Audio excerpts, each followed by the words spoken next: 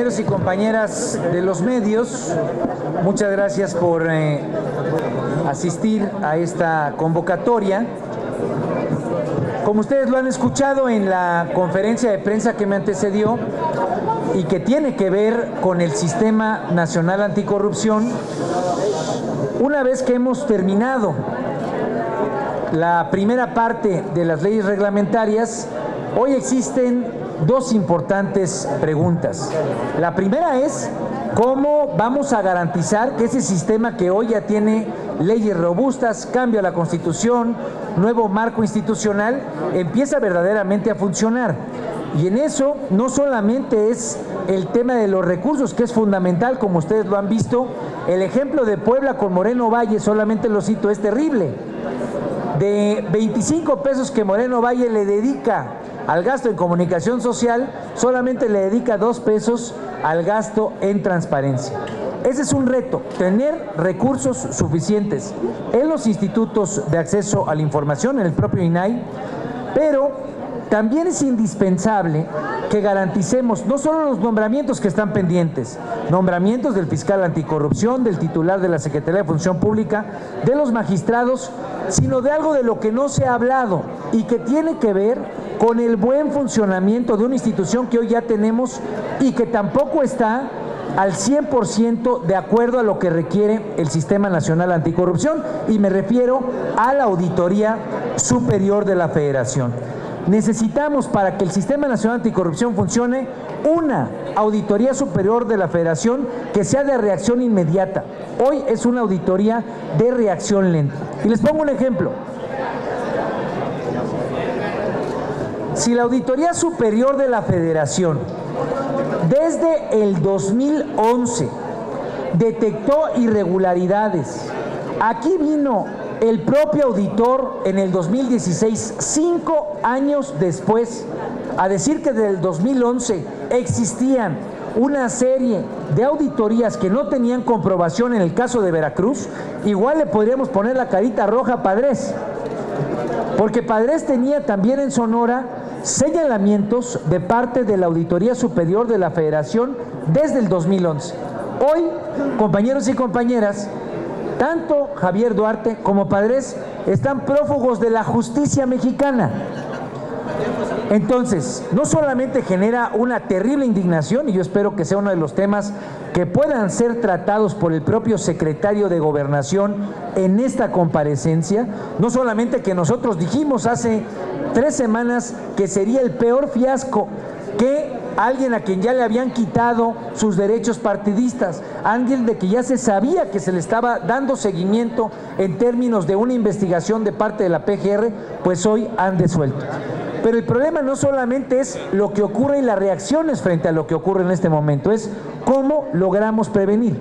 Y en ese sentido, la Auditoría Superior de la Federación tiene mucho que decirnos. Nos tiene que decir sobre todo frente al informe que la OCDE publicó la semana pasada y que deja claro que hay muchas áreas de mejora de parte de la Auditoría Superior de la Federación.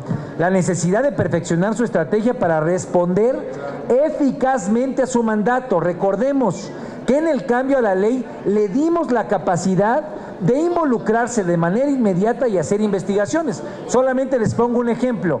Este Senado de la República, hace apenas 2 meses y medio, le pedimos, por conducto de un punto de acuerdo que yo pregunté, que yo solicité, y lo aceptó así la Comisión Permanente, en dónde estaban los 50,000 millones de pesos de ingresos del refresco. Es hora y día en la que la Auditoría Superior de la Federación no ha tenido ninguna respuesta frente al Congreso de la Unión, ni frente a la Cámara de Diputados, ni frente a nosotros. Entonces, si tenemos una Auditoría Superior de la Federación tortuga que no tenga esa capacidad de responder eficazmente, no vamos a lograr que el sistema funcione. Entre las recomendaciones que le hace la OCDE son que la Auditoría Superior de la Federación podría mejorar sus aportaciones a la buena gobernanza y aumentar la aceptación de sus conclusiones, aumentar la aceptación de sus conclusiones y recomendaciones al mejorar la comunicación con el Congreso de la Unión y con el propio Sistema Nacional de Transparencia. Entonces, compañeros y compañeras, por eso este punto de acuerdo. que el Senado de la República solicite una reunión de trabajo a la auditoría. Hay muchas áreas de mejora. Es un informe que hace un organismo internacional y sobre todo, ahora que estamos en esta necesidad de poner el nuevo fiscal anticorrupción, de tener un consejo consultivo del INAI, de demandar presupuesto, pues si una institución ya la tenemos completa, pues no la queremos que sea una institución que trabaje con tiempos mochos, que trabaje con velocidad de tortuga, sino queremos una institución que sea eficiente y que sea sólida. Estoy a sus órdenes si hay alguna pregunta. Por el momento no tenemos preguntas registradas, senador. Bueno, pues quiero avisarles solamente algo, porque hoy no presentamos ese punto de acuerdo. La semana que viene vamos a pedirle tanto al subsecretario Ruiz Cabañas como al que ahora ya no es embajador en la UNESCO, pero que lo fue, Andrés Roemer, que vengan aquí al Senado de la República y que nos ayuden a desenredar este embrollo que lo que ha dejado es en evidencia que la política exterior anda por los suelos y no tiene rumbo. Es terrible, lo digo así, lo califico a título personal, que el Estado mexicano haya decidido, pues de manera tan laxa, tan poco clara, tan poco evidente, pues un tema que a final de cuentas nos deja más mal parados en la relación que tenemos con el Estado de Israel y su relación que tiene simbióticamente con los lugares santos. Ya tenemos preguntas, senador. Bueno, se me ocurrió eso por si es que había alguna pregunta. Sí, está Gerardo Montes primero del canal del Congreso. Gracias, senador. Me queda una duda. ¿Cuáles son esas recomendaciones que hace la OCDE o las áreas de oportunidad que tiene? ¿Y al Senado se le escapó regular o normar este tipo de cuestiones para la auditoría? Porque se supone que se iba a fortalecer la facultad de la auditoría con la reforma al Sistema Nacional Anticorrupción, senador. No, por el contrario, al Senado le quedó muy claro y así lo pusimos en la ley. Por eso es el llamado respetuoso a que el auditor venga, porque a mí no me gustan, lo digo sinceramente, estas respuestas de que no hay presupuesto, de que el Sistema Nacional Anticorrupción, así lo dijo aquí en el Senado, va a tardar unos 2 años en implementarse. No podemos pensar que las cosas se vean con una inercia de a ver cómo vamos pateando la lata al final del día. Entiendo que el auditor puede tener muchas responsabilidades, pero ahora tiene nuevas obligaciones constitucionales y legales. Y por eso, cuando con base en el Sistema Nacional de Fiscalización, este Senado de la República, representando al Congreso de la Unión, pide información, pues me parece que tiene que empezar a trabajar en una dinámica distinta, de tal forma que por eso la reunión de trabajo, ¿para qué? Para tener lo que dice la OCDE, que así lo dice, tiene todas las áreas de oportunidad, especialmente en una nueva coordinación con el Congreso de la Unión. Estamos dispuestos a ello, necesitamos fortalecer a la auditoría, pero no solamente quedarnos en que hace falta más presupuesto, ya basta también de solamente andar pidiendo lana. De lo que se trata es de que haya eficiencia en las instituciones. Tenemos otra pregunta, es de Andrea Becerril, de La Jornada. Senador, sobre el caso de Andrés Roemer, yo le quería preguntar si no hay responsabilidad también en el Senado por haber avalado ese nombramiento que fue muy cuestionado y que finalmente el funcionario pues actuó de muy mala manera para que lo tuvieran que separar del servicio exterior. Bueno, sin duda alguna el Senado de la República, como parte de la política exterior y como parte de sus facultades constitucionales, tiene algo de responsabilidad en ello. Me parece que por lo tanto hay que hacer esa reunión y si hay que echarnos en cara cosas, hagámosla.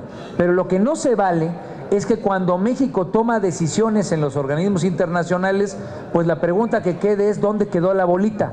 ¿Quién decidió? ¿Cómo se decidió? ¿Por qué a final de cuentas termina viendo algo que pareciera ser, no sé si un chivo expiatorio, pero sí la cadena más débil de mando, que es la que termina teniendo la renuncia? Hay que tener una política exterior que sea transparente frente a los ciudadanos, pero que sea perfectamente cierta frente al resto de los países. Porque si nosotros andamos dando tumbos, quedamos muy mal. Ya nos pasó con Trump, no se supo con claridad quién tomó esa decisión, a final de cuentas fue un embrete de actores políticos de distintos lugares. Pues no, nos parece que es importante por eso, que venga el subsecretario Ruiz Cabañas, que venga, así lo tenemos que invitar, porque no tenemos facultades de exigirle que asista al ex embajador Roemer, pues para carear cómo estuvieron las cosas y para tener una ruta crítica clara de dónde deslindar responsabilidades. Le pregunta todavía a Vanessa Alemán, de IJS News. ¿Quién es el de la foto? Es la pregunta. No, a ese lo conocemos todos muy bien. Senador, quisiera preguntarle en este mismo tema, ¿qué cuestionamientos podemos esperar para la canciller en este tema de la separación de Andrés Ruemer?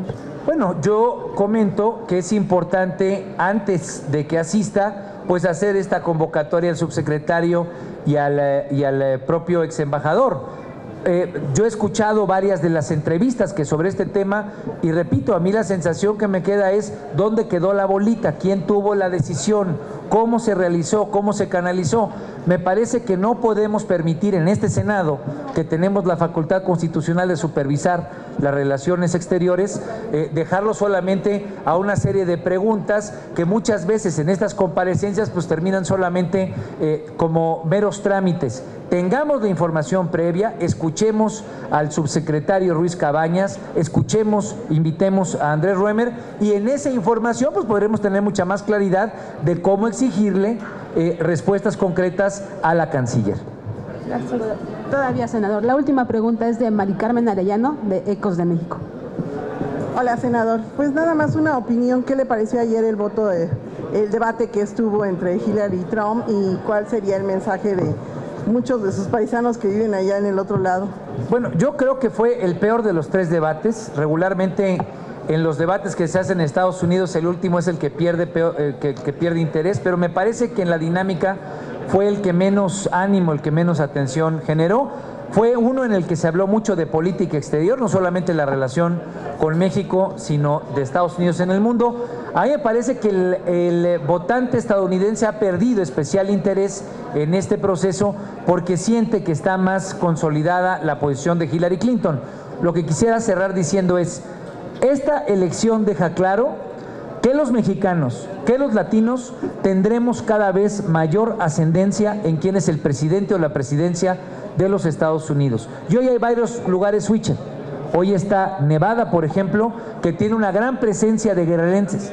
Hay que trabajar con los guerrerenses que viven de este lado de la frontera y que tienen familia del otro lado de la frontera para que esa incidencia en el voto cada vez signifique un fortalecimiento de la relación bilateral. Gracias, senador. Muy amable. Gracias a ustedes.